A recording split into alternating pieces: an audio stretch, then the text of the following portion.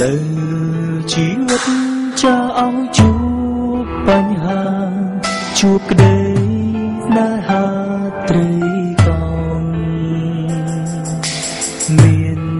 គេហើយមិនដឹងឲ្យជួបតូចតន់ក្នុងបេងដូងពិនជាពីមបាដងស្រ័យមិនដែលគិតថាស្នេហ៍នាងមានមិនចាងតែចិត្តមួយនាងមិនស្ដាប់ទីបំផុតមានតែការជឿចាប់ស្មា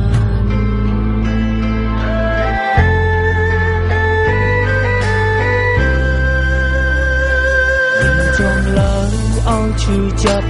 តែបេះដូងរ៉ាប់រងមិនបានស្នេហ៍កលយានមាននិស្ស័យគ្មានវិស្នាគឺតែមួយដើរបីនាងពិតមានម្នាក់ត្រូវខ្លោចផ្សាស្រ័យបញ្ហាឲ្យអូននាងបញ្ចប់បងមិនអាចចង់រូបគេសូមបៀបមេត្តាស្ដីជំងឺបេះដូងរបស់អ្នកនាងពុទ្ធខ្លាំងហើយបញ្ញាព្យាបាលទៅតាមចិនត្រូវពីមកមុនអូនមកប្រយដឹងខ្លួនហើយថាគ្មានវាសនាក្តីស្នេហាបានត្រឹមទាំងភ្នែកអរគុណសុំទោសបងគ្មានចេតនាធ្វើអូនឈឺចាប់ទេតែបងពិតជាមិនអាចចង់រូបគេបានអរបងសុំទោសបងមិនចាំបាច់សុំទោសអូនទេត្រូវបន្តទៅលើព្រំលិខិតដែលតម្រូវឲ្យពួកយើងទាំងពីរជួបគ្នាតែចុងក្រោយបែរជាត្រូវបែកគ្នាតែឈឺចាប់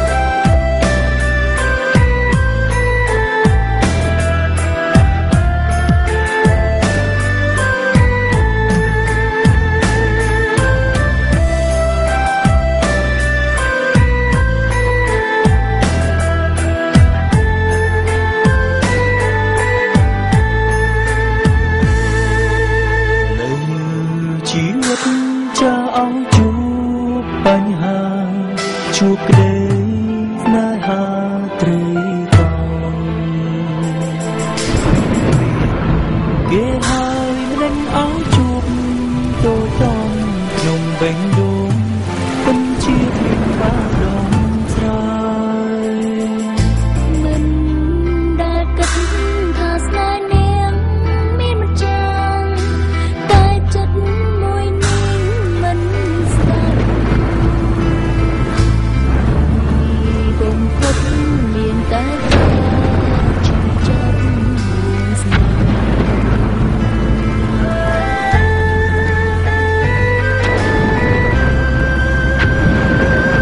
ចង់ឡើងឲ្យឈឺចាប់តែបេះដូងរ៉ាប់រងមិនបានស្នេហ៍កលយានមាននិស្ស័យគ្មានវិស្នាគឺតែមួយដើរបីនាងពិតមានម្នាក់ត្រូវខ្លោចផ្សាស្រ័យបញ្ហាឲ្យអូននាងបញ្ចប់បងមិនអាចចង់រូបគេសូមបងជាយាមគ្រប់ទៅប្រកែបងជាបាអូននៅបានអូនស្គាល់ដែរឲ្យបងស្អីតាមចិត្តនៅគ្នាជារៀងរហូតពីមកមុនអូនមកប្រយដឹងខ្លួនហើយថាគ្មានវាសនាក្តីស្នេហាបានត្រឹមទាំងភ្នែកបងមិនអាចចង់រូបគេសូមបៀបមេត្តាអង្គភ័យចង់ដាក់ទុំឲ្យបងស្អីតាមចិត្តត្រូវការពីមកមុនអូនមកប្រយដឹងខ្លួនហើយថាគ្មានវាសនាព្រោះតែថាអូននាងទីបី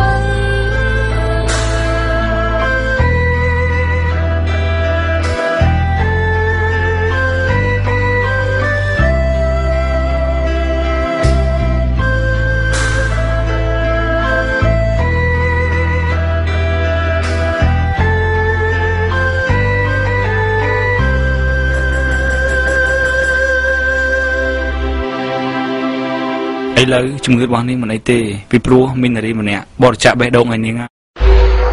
បរិច្ចាគបេះដូងនរណាគេទៅលោកគ្រូពេទ្យគឺមាននារីម្នាក់ប៉ុន្តែឥឡូវនាងកំពុងតែនៅក្នុងបន្ទប់សង្គ្រោះបន្ទាន់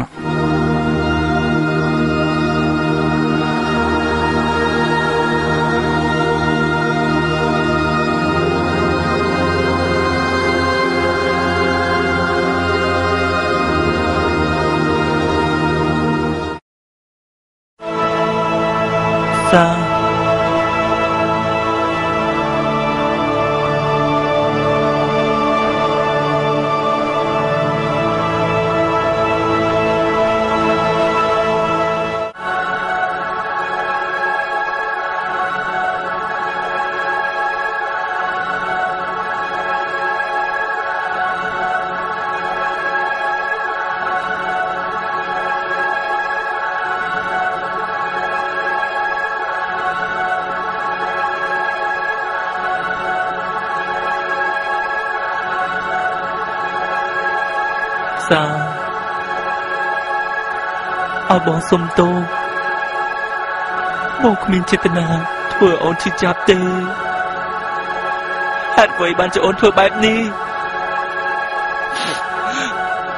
រឿងទាំងអស់នេះគឺវាកើតឡើងដោយសារបងហើយអ្នកដែលនៅកន្លែងនេះក៏វាសមជាបងដែរមិនមែនជារូបអូនទេសាកាលបងរបស់អូនវាធំធេងខ្លាំងណាស់បងនឹងចងចាំការលះបង់របស់អូនជារៀងរហូត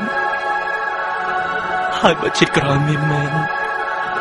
សូមអូនមានក្តីសុខចំពោះស្នេហាកុំឲ្យជួបស្នេហាដូចជាតិនេះទេ